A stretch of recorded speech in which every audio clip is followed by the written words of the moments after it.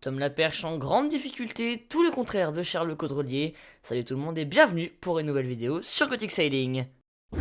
Aujourd'hui, comme prévu, votre AEC Flash est bien là. Toutes mes excuses pour le retard dans la publication.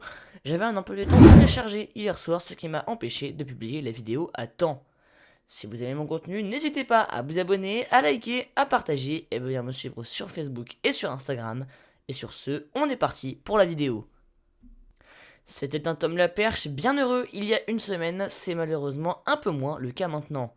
En effet, le skipper de SVR Lazartigue a vu sa course mise en danger par une grosse avarie sur la dérive centrale, suite à une collision à 35 nœuds ayant touché le puits de quille et ouvert une voie d'eau importante dans le navire. Décision a été prise, forcément, de rallier au plus vite la terre afin d'évaluer puis de réparer les dégâts sur le bateau. Venant alors juste de se faire dépasser par Charles Caudrelier et le Maxi Edmond de Rothschild, cette avarie majeure a probablement laissé passer les chances de victoire du team SVR. Ça avait plutôt bien marché toute la nuit, j'avais trouvé des bonnes configurations de voile et de réglage et on avançait ni trop vite ni trop doucement avec une bonne moyenne et des intervalles de vitesse autour des 35 nœuds.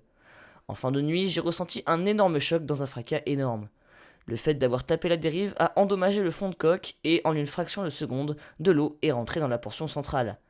J'ai fait le tour du bateau et je me suis rendu compte que le bateau restait maîtrisable. Il a fallu vite ralentir au maximum et rouler les voiles. Il faut maintenant ramener le bateau le moins abîmé possible, raconte le skipper.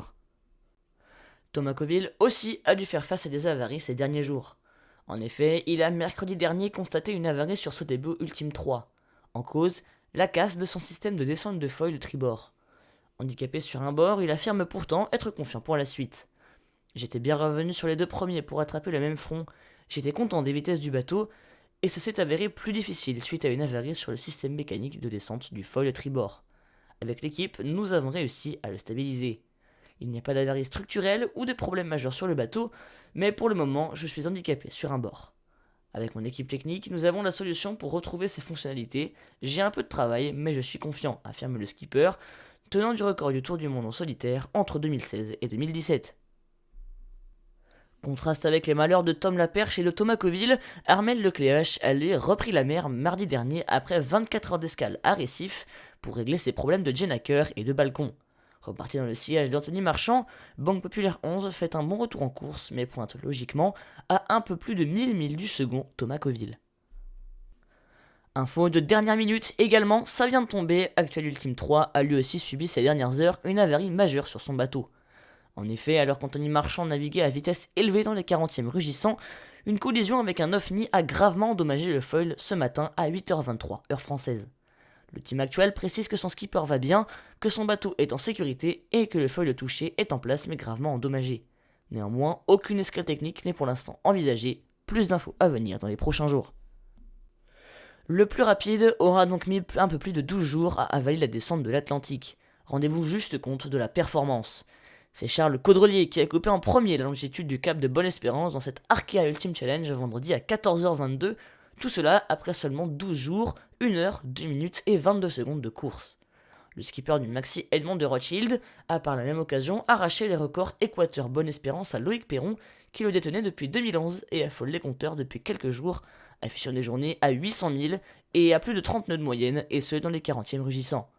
C'est Thomas Coville qui fut le deuxième à entrer dans le Grand Sud, presque 2 jours après Caudrelier. Quant à Armel Lecléache et Anthony Marchand, il devrait couper la longitude ce mardi. Il ne restera alors qu'Éric Perron dans l'Atlantique, mais ça ne devrait lui aussi plus tarder pour lui. Pour finir, comme d'habitude, le point classement de ce mardi, et comme vous avez pu le remarquer si vous suivez la course, la flotte est désormais largement étendue, 4324 000 séparant le premier du dernier. Un premier qui est incontestablement le Maxi Edmond de Rothschild qui s'est échappé et qui a pris 1472 000 d'avance sur son premier poursuivant, Thomas Coville. Sotheby Ultime 3 pointe donc à la seconde place, assez largement devant Armel Lecléache et Banque Populaire 11 à 1149 000 derrière. Néanmoins, Banque Populaire 11 est pour l'instant au coude à coude avec Actuel Ultime 3 et Anthony Marchand, avec seulement 86 000 d'écart entre les deux bateaux.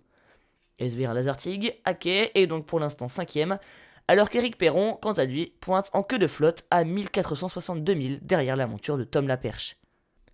Voilà, cette vidéo est déjà terminée, j'espère qu'elle vous a plu, en tout cas moi ça m'a énormément plu d'être avec vous. Si vous aimez mon contenu, n'hésitez pas à vous abonner, à liker, à partager, à activer la cloche de notification pour être au courant de toutes mes prochaines vidéos et à venir me suivre sur mes réseaux. Et sur ce, moi je vous dis à lundi prochain pour le 3e numéro de votre AUC Flash. C'était Gothic, ciao ciao, bye.